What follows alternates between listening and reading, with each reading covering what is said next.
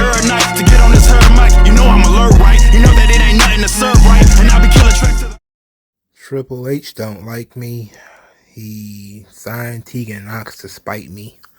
Now I want to split his head to the white meat. Smackdown was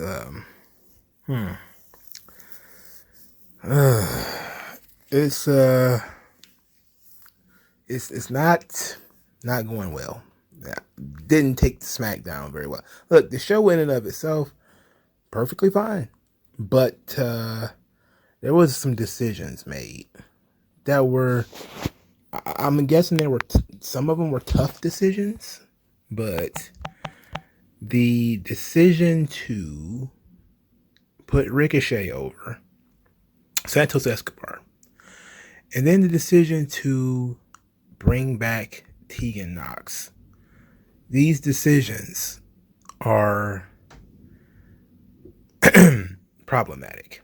But first, we have to talk about news and notes. So, SmackDown, December the 12th. No, December the 2nd. Oh, God, I'm already thinking into the future. December the 2nd, 2022. Some news and notes. 1. Robert Roode just had successful C4, C6 neck surgery. He's been gone pretty much, I think, almost 2 years. And now he's having neck surgery. I know that Robert Roode is a little bit older. He wants to make a big triumphant comeback. I'm in a dour mood already because this Tegan Knox thing is happening. So I'm going to be a little bit sour on this one. I hope for his quality of life, he actually, gets everything together. But we don't need him back. Robert Roode, I love the guy. Thought the guy was fantastic. The storyline that led to him becoming world champion in TNA is my favorite storyline in TNA history. The series of matches with James Storm. Unfortunately, it got derailed with all that crap, I think with Austin Aries, I think it was. And he didn't drop the belt back to Storm. But they then went back to Storm to have the finish up the feud after he had lost the belt. It was stupid. Dumb. Just dumb TNA booking, not giving the belt back to Storm. But to me, that was the height of Robert Roode. And I thought that maybe we could reconnect some of that. In NXT, he did that really great storyline with Roderick Strong. I've talked effusively about the story between Robert Roode and Roderick Strong on NXT TV. It was really good. I really suggest anybody who is interested, I forget what year it is. It might have been 2017. But it was a really good story. And the match itself was pretty good too. So I'm wishing Robert Roode well, but hopefully he gets a job as an agent or something like that at his advanced age, which is he's over the age of 40. And yes, he looks tremendous. But why go through neck surgery just to come back and be a very solid mid-card guy? He swung and he missed. He came to WWE a little too late. And now, it's not quite working out. So I love Robert Roode. I'm a big fan of him and his work. So I want him to basically just go be an agent and collect some free money without having to take any bumps. I'm pretty sure he might be able to do that very well. So that's that.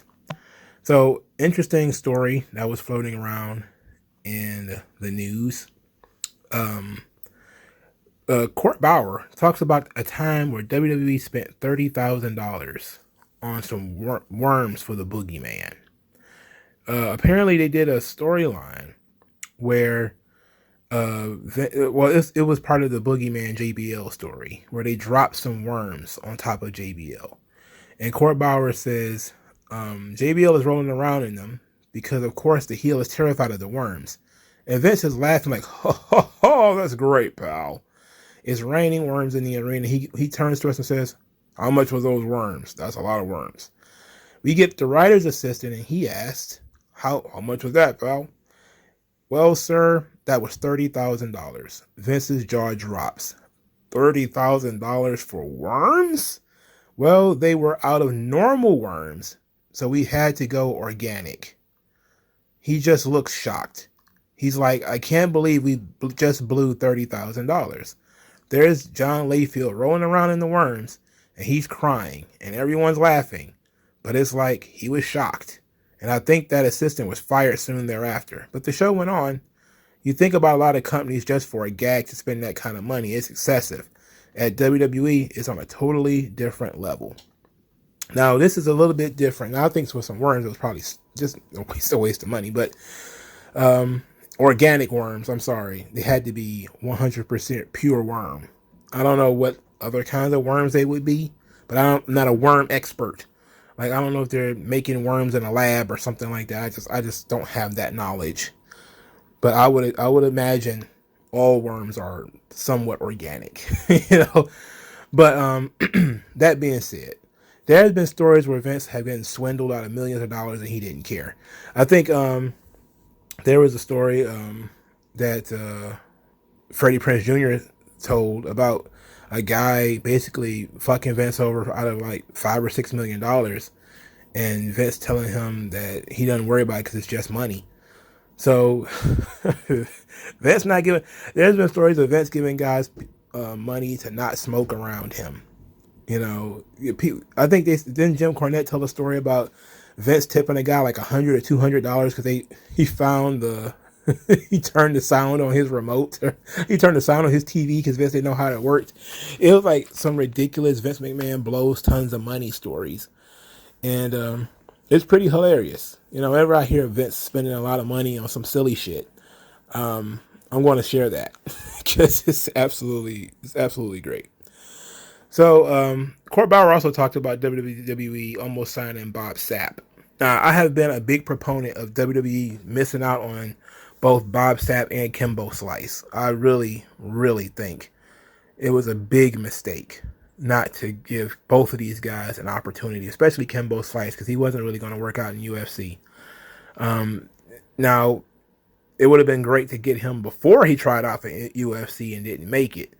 But Kimbo Slice would have been a great pro wrestler. You know, he just looks the part. You know, he like a battling hobo, you know. But if they'd have cleaned him up a little bit, he'd have been great. Huge guy, intense. Bob Sapp, same thing. Except for he had a legitimate MMA background. So, Court Bauer apparently was around when they were doing the negotiations to get Bob Sapp into WWE. And I'm going to try to cut some of this out. He says, well, as a matter of fact, let's just do the whole thing because it's pretty long. But apparently, Shane McMahon was interested in Pride. Everybody knows that. That's part of this story. And he says, I think he thought he saw where the business was going.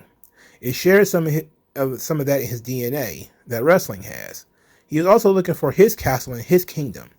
Here's something I can run that has a similar business in terms of production, licensing, infrastructure, and spreading it into a category seems pretty easy to do. Vince's apprehension was always that you couldn't control the outcome. You invest in these fighters, and he felt, we have a model that really works. Why take the risk in something that is unpredictable? There was hesitation because in the late 90s, there was problems with athletic commissions. Was there doubts about Shane overseeing the castle and the kingdom? I don't know. People suspected there could be something like that. It got serious enough that there were meetings, and I was privy to them. I loved Pride. I thought it was awesome. It was wrestling meets MMA, and it was crazy.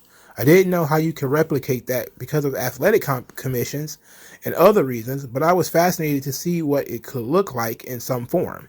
You have such charismatic fighters and unique guys from Mirko Cro Cop to Rampage Jackson. It was fun. In the end, Vince flirted with it, but didn't do it.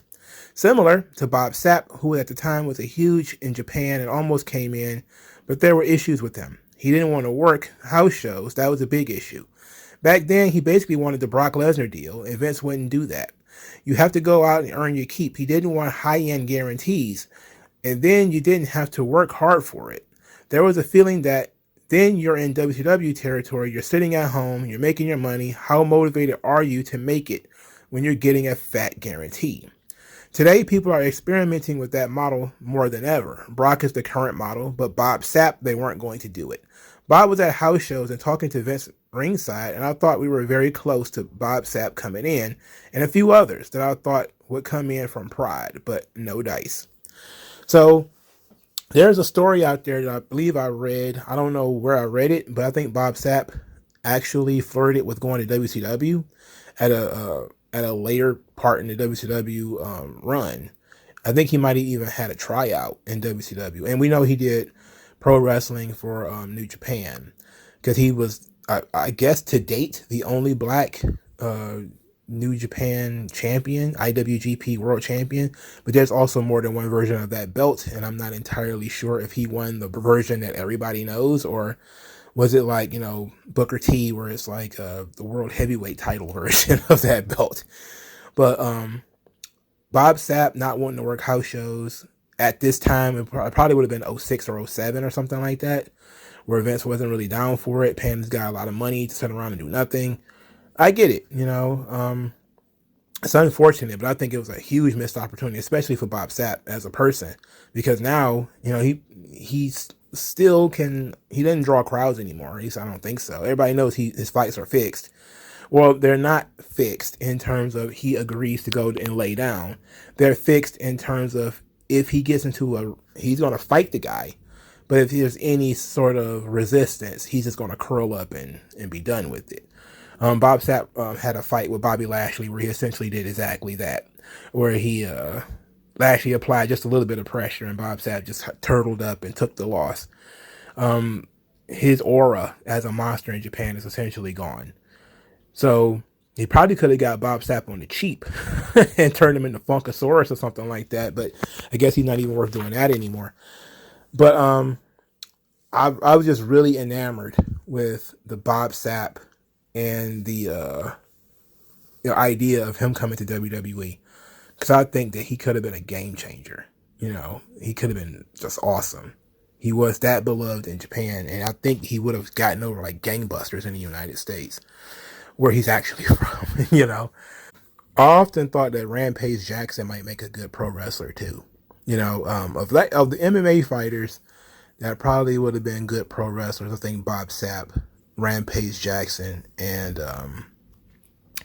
Kimbo Slice are the three that I think that WWE really missed out on in terms of, bringing them in as pro wrestlers. But whatever.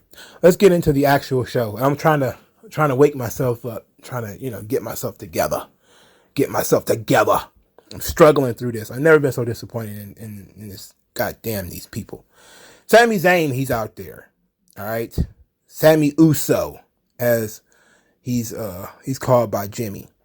So if you thought, because you were told by the dirt sheets that the Usos were going to be crowned with new tag team titles on this show, you were lied to. They're still telling lies to me.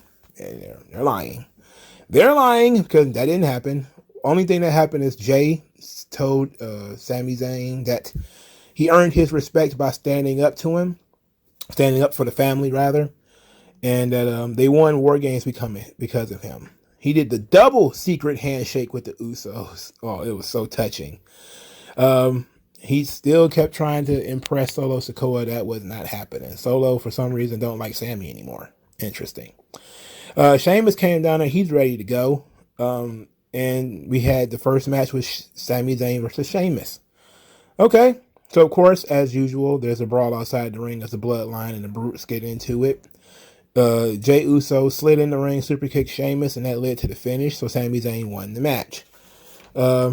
Interesting. Really interesting. Now, match itself was very good. Crowd was super into it. They're into everything that involves Sami Zayn now. So that's how you know when you're over, dog. You don't got to do that much. You don't got to work so hard when you're over. You know that. You know that, buddy.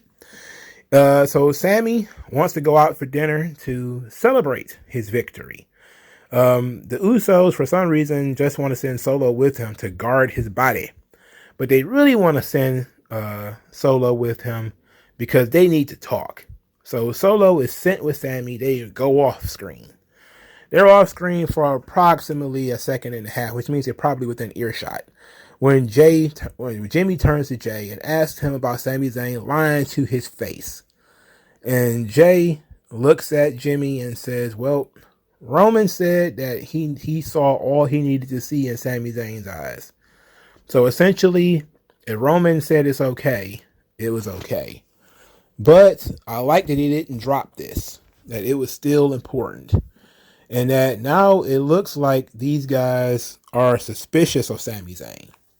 They don't trust him anymore. They're questioning his loyalty, and that's not a good place to be. If you know anything about mob movies, you saw that what was that scene, and I think it was Goodfellas, where they was like, I take the chance. I was like, damn, that's fucked up. You're gonna kill that guy because why take the chance? But it seemed like that might be the case here, where it's gonna come back to haunt Sami Zayn that he lied to Jey Uso. And since Roman is Roman, he can make up what he saw in Sami Zayn's eyes whenever he gets ready. But I'm thoroughly enjoying this so far. It's very subtle, and I like this. I like the subtleness of it.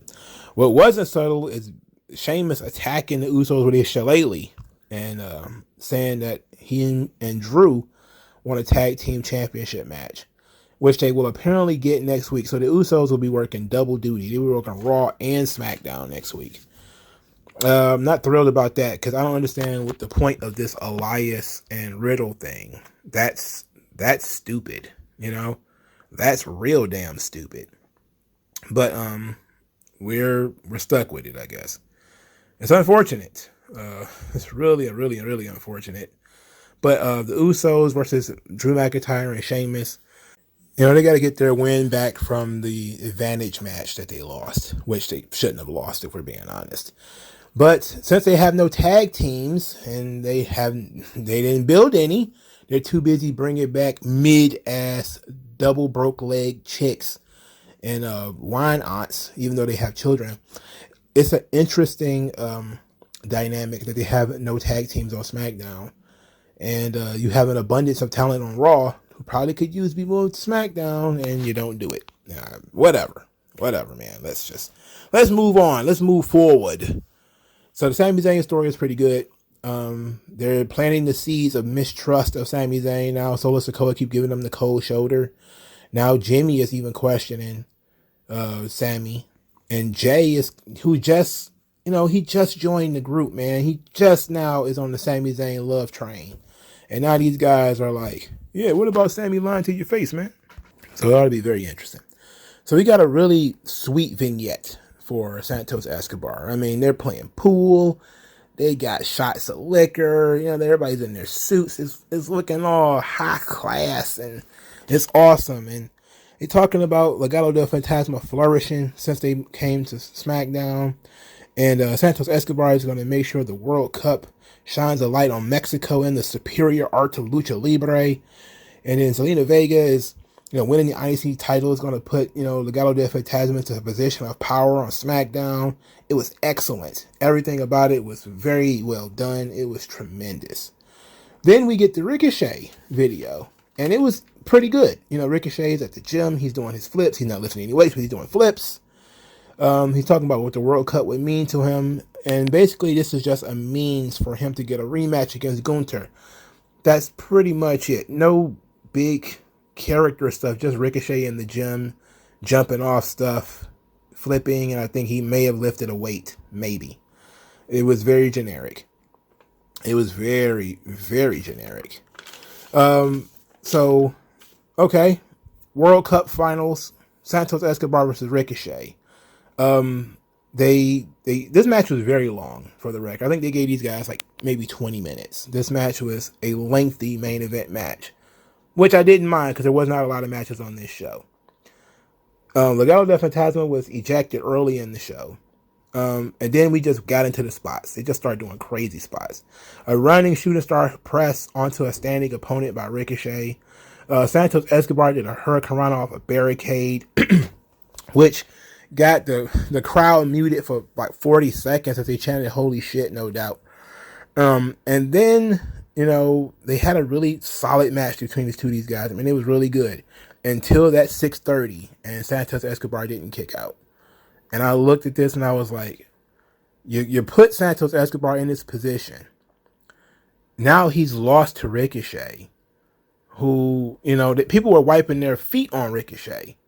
This guy literally, I get it. You want to do babyface versus heel when it comes to, Gunther and Ricochet. I get that.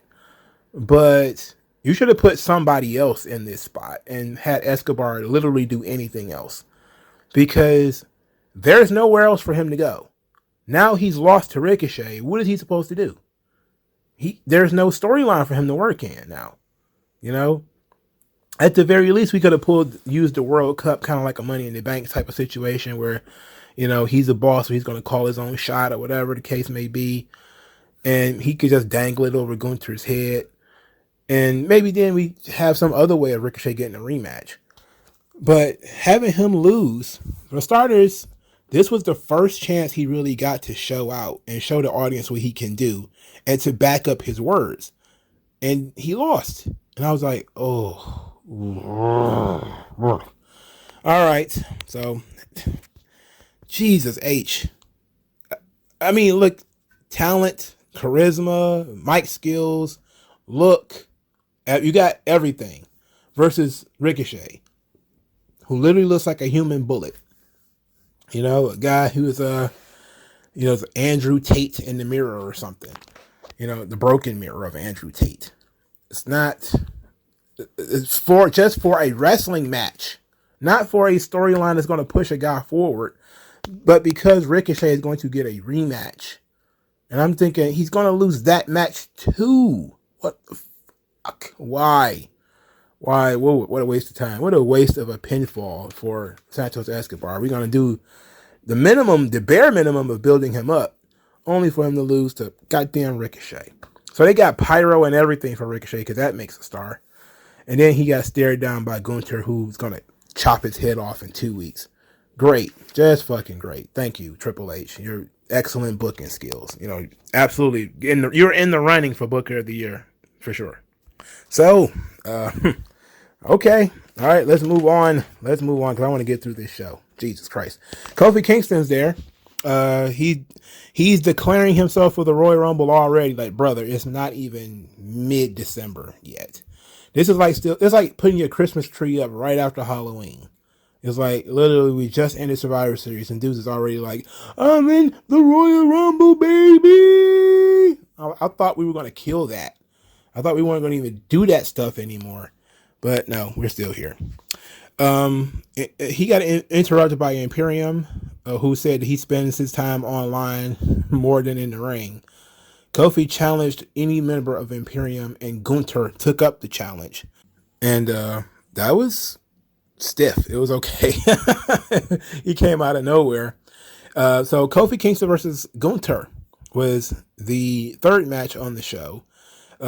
Kaiser, of course, was cheating, and, you know, Braun came out there and just basically laid waste to both members of Imperium, because he's still involved in this storyline, even though he's not in the World Cup anymore. He beat up Vinci and Ludwig Kaiser.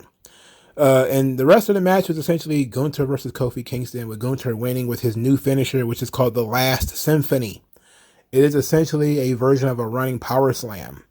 So I guess somebody finally heard my words of that his powerbomb didn't look vicious enough, so they went with a different move. Okay. All right. I'm just glad he's not doing that powerbomb anymore, because that powerbomb didn't look very good. So I'm just glad he moved on to something else. Praise God, he got rid of that powerbomb. So Kofi is in a weird position. I know a lot of people don't care about him, but as a former WWE champion and a guy who was stuck in a tag team, it's definitely time for him to be refreshed. Like, I think the New Day, it might be time for him to disappear for like a year. Like, they need to just pay those guys to go home for a year, and they come back completely different, you know, completely new, or whatever the case may be. But I know these guys just being around, and it's like they aren't over enough to be sort of legacy guys who can come out there and get a huge pop each time, like a Edge or a Randy Orton or somebody like that. They're not that over. You know, they're pretty over, where if they have something cool, the fans will be into it. But they're not over enough for you to just throw them anywhere on the show. You know, so they probably need to be taken down and repackaged a little bit. You know, some shifts need to be made. They certainly need to turn heel, and they need to do something different. So Kofi Kingston getting beat up by Gunther didn't bother me at all. It was the right decision. I would have preferred for him to maybe wrestle Vinci or Kaiser so that he can stay in the hunt for the Intercontinental title and save this match for later. But what difference do it make? It doesn't really matter. And I'm guessing the New Day is going to end up fighting Imperium in a bunch of tag team matches from this point forward. Hopefully, so Imperium can get some wins and actually look like a menacing tag team. All right. Bray Wyatt. A lot of people are very upset with Bray Wyatt. They don't like him. I like what they're doing with Bray Wyatt. It's a very, very, very slow build. But I see what they're doing. So, Bray Wyatt is talking about how society is spoiled with all of this technology because they were once wild animals. And nobody looks at snakes eating rats as violence. It's a primal instinct and all living creatures have it. And it is embedded in us. And he still has his primal instinct. Then he says he's not the one who attacked LA Knight, but he heard you. And he says, how primal of you to want it to be him. But he says if it were him, there wouldn't have been anything left. Okay. Uncle Howdy had a retort several minutes later into the episode where he asked the question of how well do you know the man who lives next door? With flashing pictures of sort of Mr. Rogers, Bray Wyatt backstage smiling and waving and everything. And saying that he knows how the man thinks, how the man feels, and it's all fiction. Then says that he needs to revel in who he is. So they're doing it very slowly with Bray Wyatt, but they're trying to see that Bray Wyatt is trying to fight his nature. And I get it. I respect this. They're doing something where he's feuding essentially with himself and with an alter ego of himself. And I can understand why some people are not into that because they want actual conflict with an actual wrestler. And they want to have matches, but I'm on the tip where everybody supposedly hates his matches. Why everybody now trying to force him to get in the ring? You know, it's like, let's build up to when him getting in the ring actually matters versus him having a bunch of matches nobody will care about. Let's build up a match that somebody will care about. That being said, they're starting to kind of add that right now where Bray Wyatt is not going to fight Uncle Howdy, but he will fight LA Knight. So maybe if we can string this thing along, and that could be one of the big matches for the Royal Rumble, it could be, you know, Bray Wyatt's return match. Because you actually do need matches for the Royal Rumble show. So say Bray Wyatt's in-ring return for the Royal Rumble with the 2 Royal Rumble shows, and then maybe a Roman Reigns match, a Ronda Rousey match, and a Bianca Belair match, and you got a solid enough card. That card should probably be 4 hours, which is too long, but I don't expect a Bray Wyatt match to be that long. So I don't understand why people who don't like Bray Wyatt's matches, they were trying to rush him to get in the ring. I think take your time. WWE is a position where you can do this stuff. It's not Bray Wyatt coming out doing what CM Punk was doing, which is essentially being a princess and coming out talking about how much he loves the fans and all this kind of stuff. He literally, I think maybe his second promo in, started doing character work, you know, and it's actually been building to a climax where it's moving pretty slowly, but we're going somewhere, you know, and I want to see where it ends up. All right. After that, Shayna Basler defeated Emma. Emma was backstage with Madcap Moss. Emma was sort of doubting herself, saying that the competition has increased since the last time she was in WWE. She's been gone for 7 years. Madcap Moss was there to give her a little bit of a pep talk, talking about how she was at the beginning of the women's revolution and that she's always been very good, and, you know, now that she belongs here. So she then kissed him, which, you know, happened a little quick. But she went out there and had a match with Shayna Basler, which I don't think anybody cared about, to be quite honest, and it was kind of long. I think there was only 4 matches on the show, but all of the matches were pretty long. They were pretty lengthy. So the girls were given some time to work. Shayna Basler, of course, worked the arm and wrist of Emma and ended up winning with the Karafuda clutch, which, you know, psychologically doesn't make much sense. You will work the wrist and arm just to win with a chokehold. I mean, okay. Anyway, Shayna Basler defeats Emma. As Emma is trying to get back to her feet, Shayna Basler attacks her again and starts to beat her up. This led Shotzi to run down to the ring. Shotzi tried to be Captain Save-A-Ho and ended up getting her shit kicked in too. So it made Shotzi look great. She came out there and got her shit pushed in. And then Raquel Rodriguez had to come out there and save her, even though Raquel only has one arm. So Raquel's arm is in a goddamn cast. But Shotzi is there, and Emma is standing up. So Shayna Basler takes her leave. So it made Shayna look strong.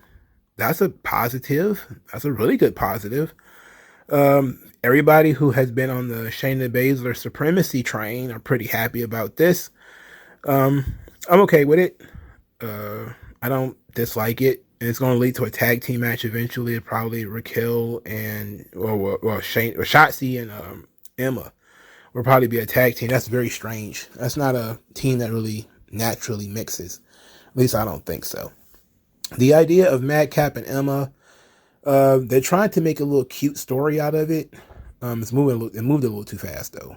Like, it maybe should have been in each other's corner a little bit more. But I like how they're giving each other pep talks and they're familiar with each other's histories and each other's strengths and weaknesses. I like that stuff. You know, it's been a while since there's been some really healthy relationship stuff on WWE.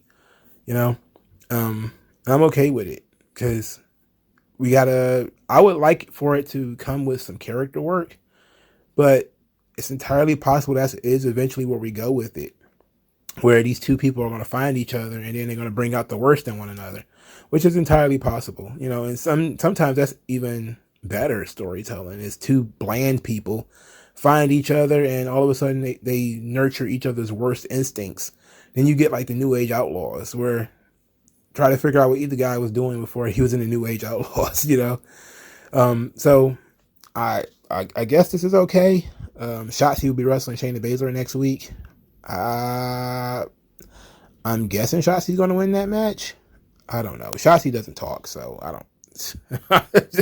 You would think she would have to have a conversation about, you know, losing to Ronda Rousey and, you know, trying to stay in the hunt, but nope. Go out there and save Emma that nobody cares about and then get your shit kicked in.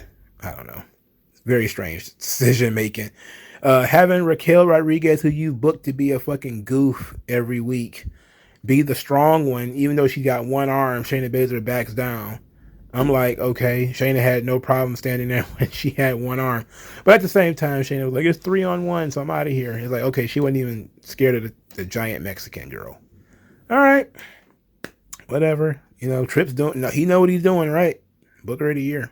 He's in contention. He's the number one contender for Booker of the Year. So they decided to reboot Lacey Evans. So they gave her a vignette that is sponsored by the United States Marine Corps. Let's talk about this for a moment because this very subtly dropped on Vice. Vice did a big to-do about the United States military sponsoring Call of Duty. And that is going to be military propaganda.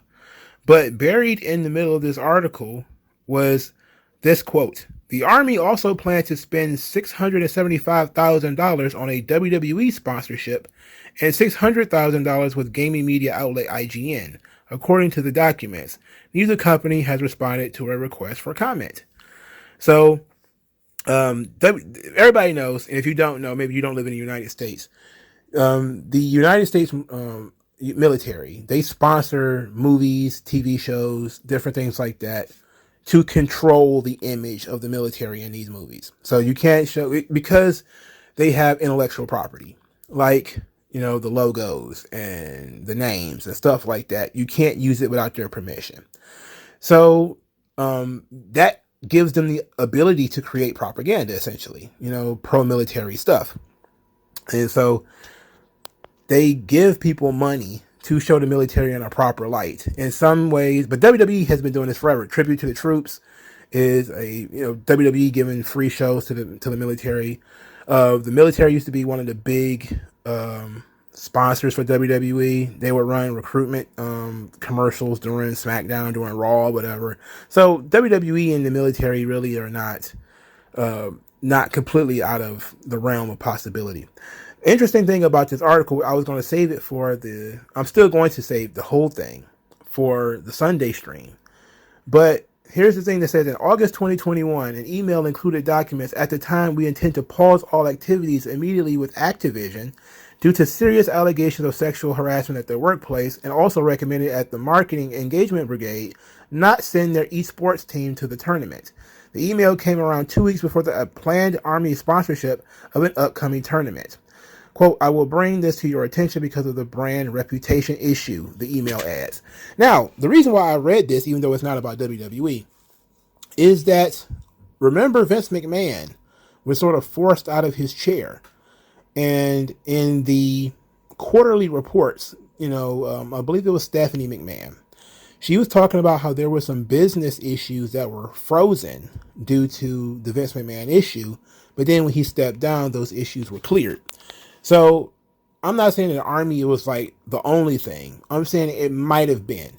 It might have been some money that the Army was looking to give them, and maybe other sponsors were looking to give them. But they were like, you have to handle this Vince McMahon thing first, because all these allegations of rape and all this other stuff, whether it's true or not, he has a reputation for being, a little abrasive anyway. So they figured it's an opportunity to get him out of there. So when you see stuff like this, and then I think there was a little box at the bottom of the screen that talked about the United States military or whatever. I'm not really all that surprised, even though I don't like military propaganda. I'm not a big fan of it. But if you're going to use our trademarks and shit, you might as well use it in a positive way. You know what I'm saying? Like, before she left, Lacey Evans, they were doing the military hero stuff in a heel way. So now I'm thinking maybe they're going to go babyface with it.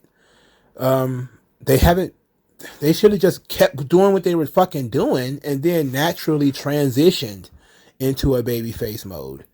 But the vignette itself was perfectly fine. They talked about her getting lost with the whiners and the weak, and that, a Mustang needs to get a tune-up. A Marine needs to go back to basics. So it was not a bad vignette. People have their own feelings about it.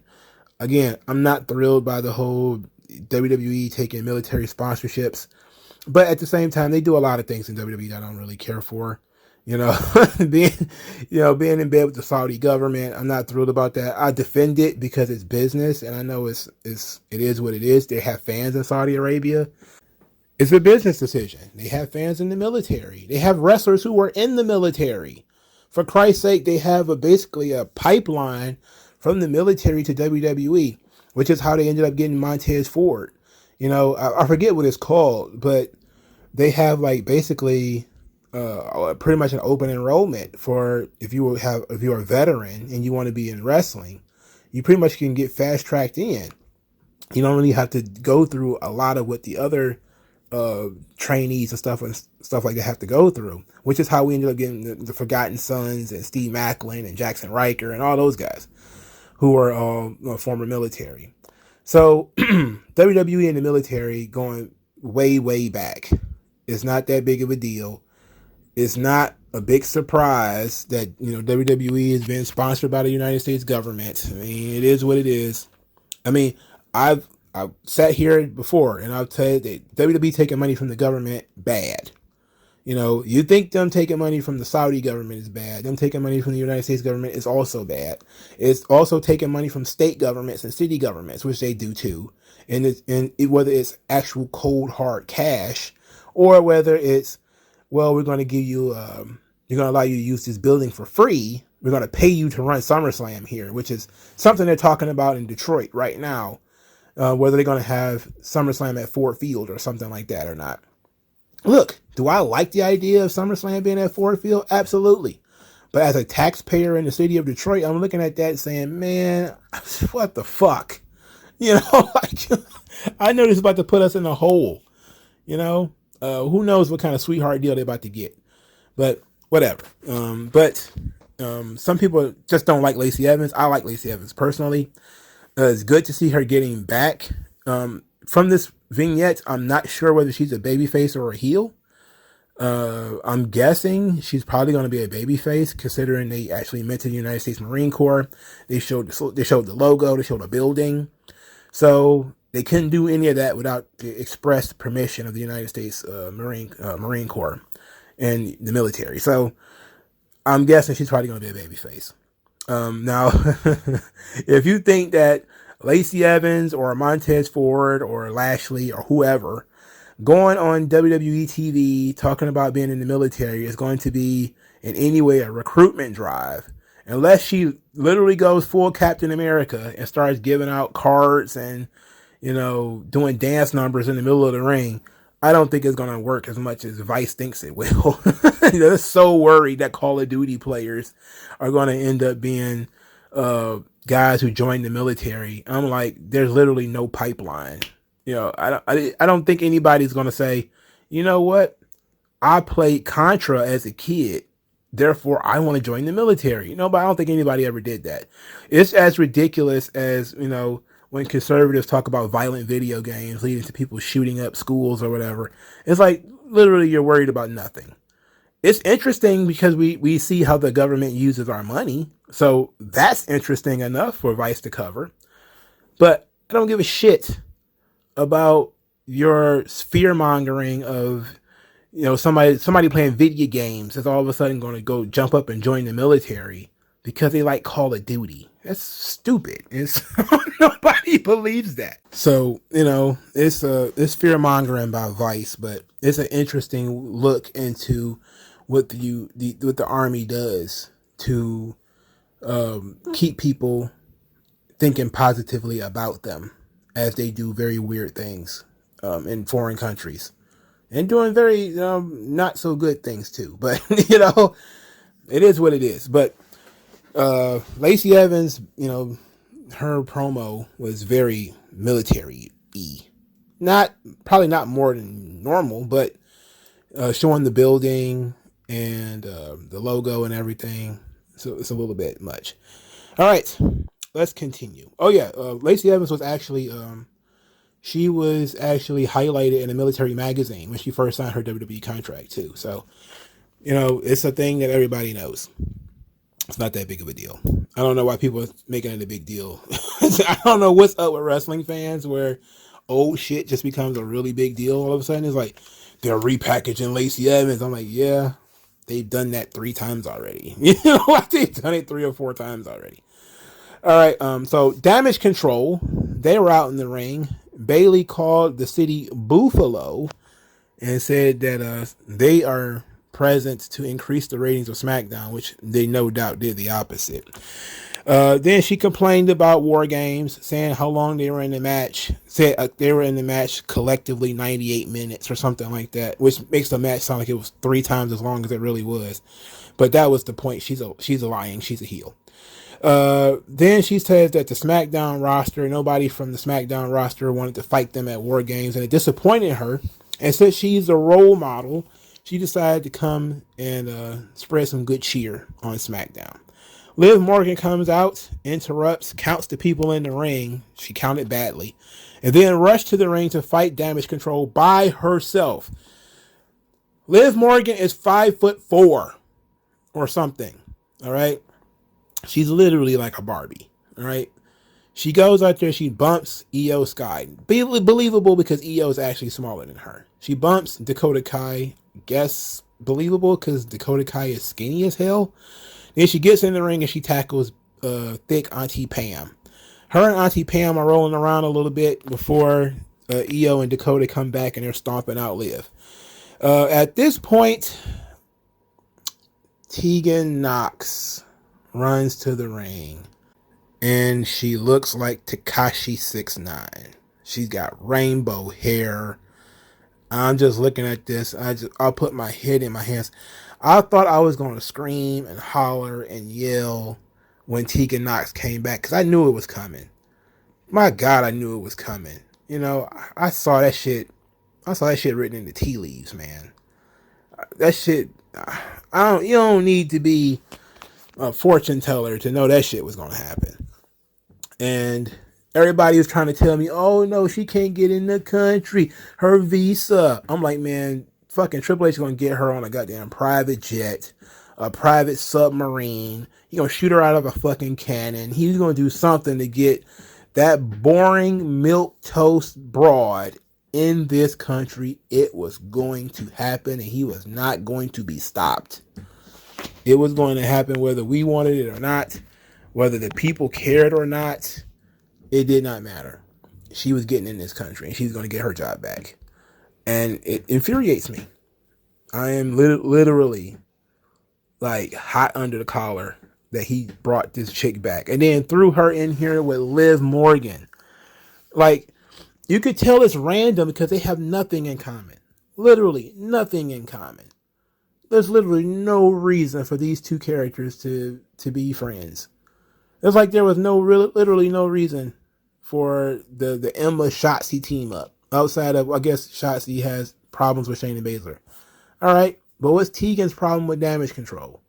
Oh, wait, you have to know your NXT lore because they're doing that now. You know, you got to know, she's mad. She's still mad at Dakota. So I'm like, that was 6 years ago, or something like that. Whatever. The only positive thing I can say about this Tegan Knox thing is start the clock. Because if she got any tendons left in her legs, she's going to tear one by the end of the year. And she's going to be going bye-bye again. So I'm not saying I wish that on her. I don't wish people to be injured. I'm just saying, if it were to happen, I might possibly have a piece of cake. Just saying, just saying. Not saying I hope it happens. Not saying I want it to happen. Just saying that, there's a brownie out there with my name on it if it actually does happen. I changed from cake to brownies because I prefer brownies over cake, You know me. So, last thing, Karrion Kross talks about chaos in the universe and how he embraces that chaos and that randomness. But others try to fight it, and he had to teach Madcap Moss a lesson about the chaos and the violence. But now he's going to move on to bigger and better things. And Scarlett pulls a tarot card of the Emperor with Rey Mysterio's face on it. And I was like, you know what? Karrion Kross versus Rey Mysterio. I like that. It seems very random that he's going to target Rey out of nowhere. And he's seemingly not interested in Roman Reigns or the title. And that's become a big issue, of guys just, I'm going to feud with this guy over here because Roman's not around. Instead of calling him out, getting in his face and saying, what is this? Like, when you do show up, all you do is talk. Somebody just go out there and just hit Roman in his shit, just to remind him that he's a champion around here and not, God Almighty. Somebody needs to go in there and just bust his fucking head open real quick. Just one time for the one time. You know what I mean? That has been my problem with Roman Reigns. I love his work. I don't think that anybody should be beating him right now. Save it for WrestleMania, clearly. But him going on this show multiple times untouched is ridiculous. The idea that we're going to throw away the Money in the Bank because there's no possible way that we could beat Roman Reigns is ridiculous. We should not be putting that idea into the mind of the crowd. There should constantly be people calling him out. It should constantly be people saying Roman is running from everybody. He's, belittling him for being a closet champion, and then Roman having to respond to it in his promos or whatever. And instead of we're going to just shoot guys in random directions, that's been a huge problem for SmackDown. SmackDown has been doing good without Roman and without that title and without him needing to wrestle every week or even every month. That's been fine. But Raw has suffered. Raw has been under an absolute torture chamber when they took that belt away. Because literally they've got nothing. And the U.S. title, they're trying to elevate that. And I'm just kind of like, good luck. I guess Seth Rollins is supposed to be the rebirth of the U.S. title. But now Austin Theory has it already. So his run was short. If you were going to really establish Seth Rollins or that title as a top title, probably should have left it on Seth longer. But whatever. But yeah, Roman not being around is definitely derailing a lot of characters. Guys are not getting return bouts that they probably should get. They're not, their storylines are being kind of rewritten and twisted. Like the whole Karrion Kross thing was supposed to be him hunting Drew and Roman. And I get it. You don't want to put another heel in there with Roman. And essentially the crowd is going to choose Roman and turn him babyface. I get that. But it going completely and totally unacknowledged is becoming an issue.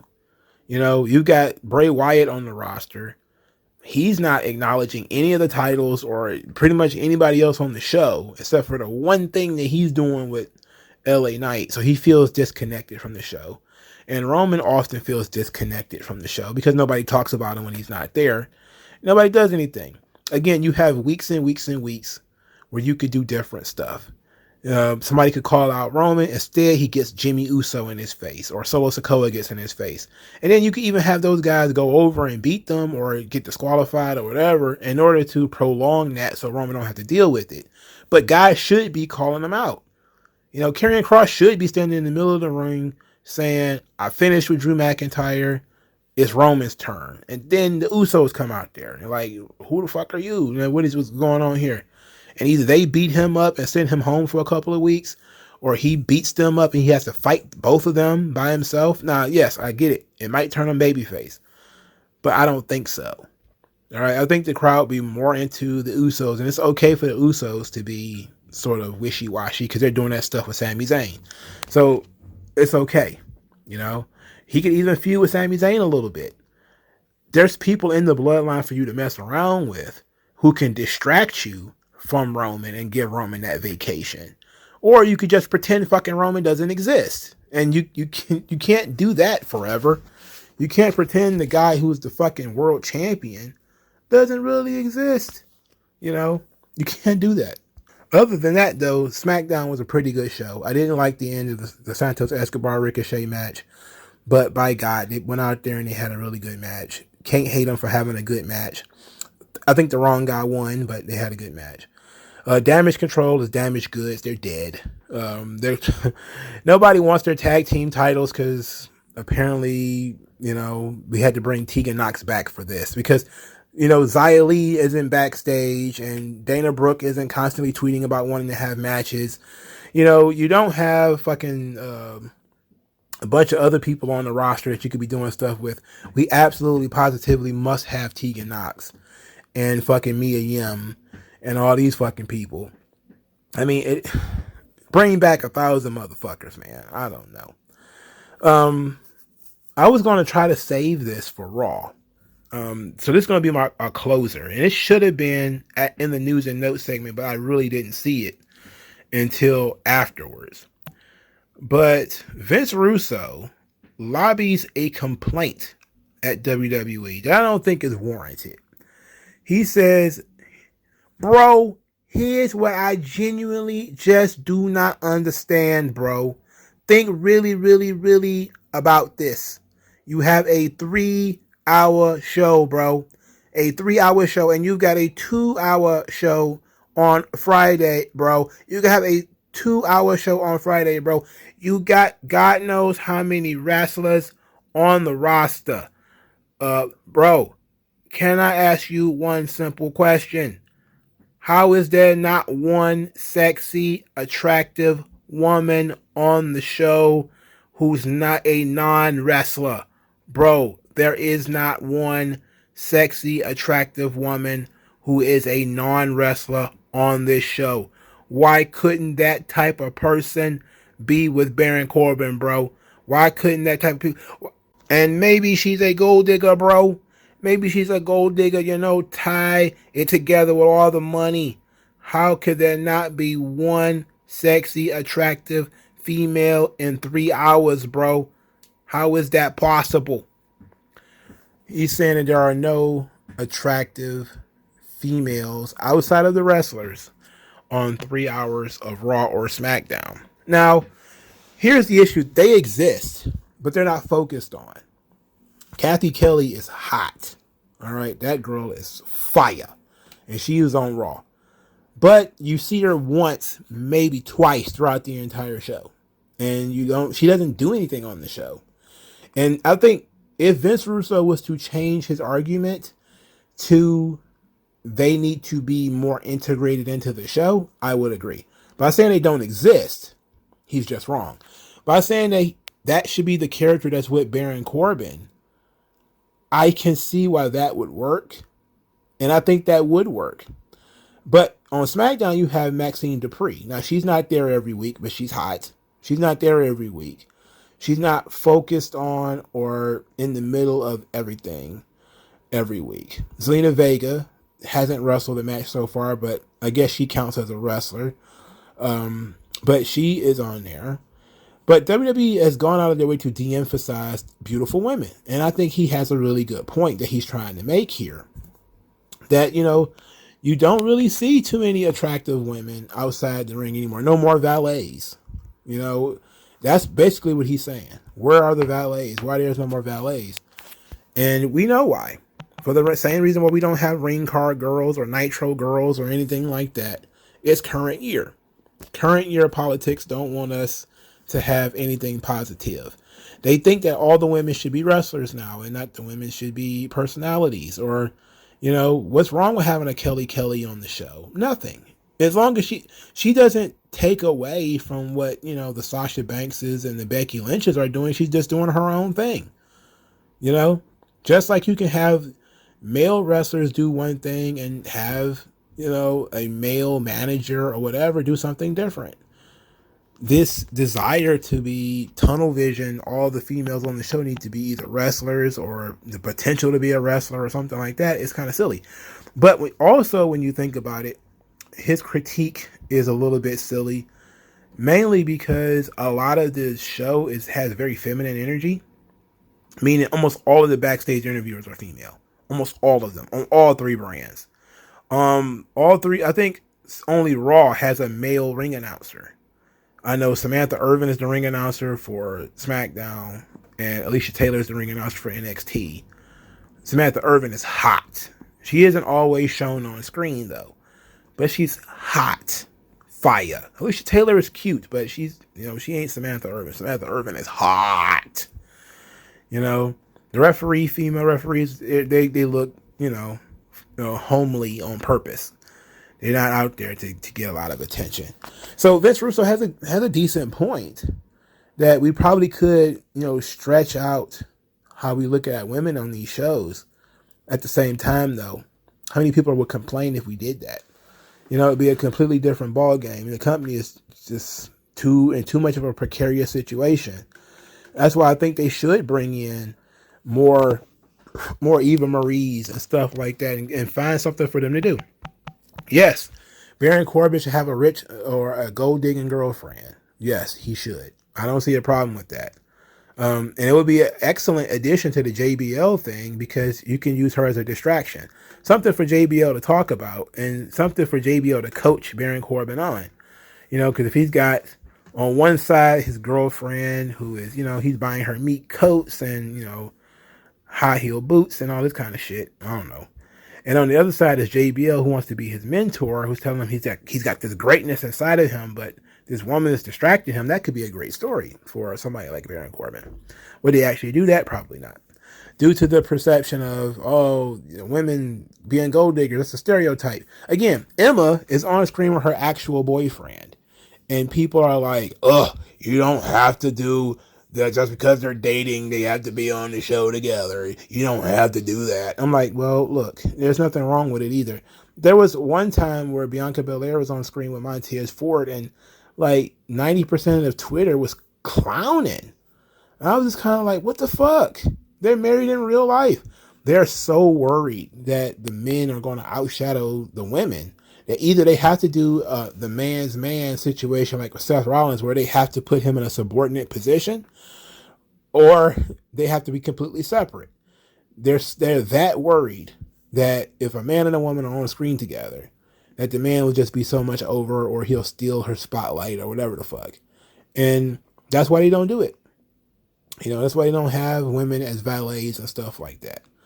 Because a lot of other women complained. And because if you put a woman in a position where she's on a screen with a man, they're going to be concerned about the man taking all the screen time.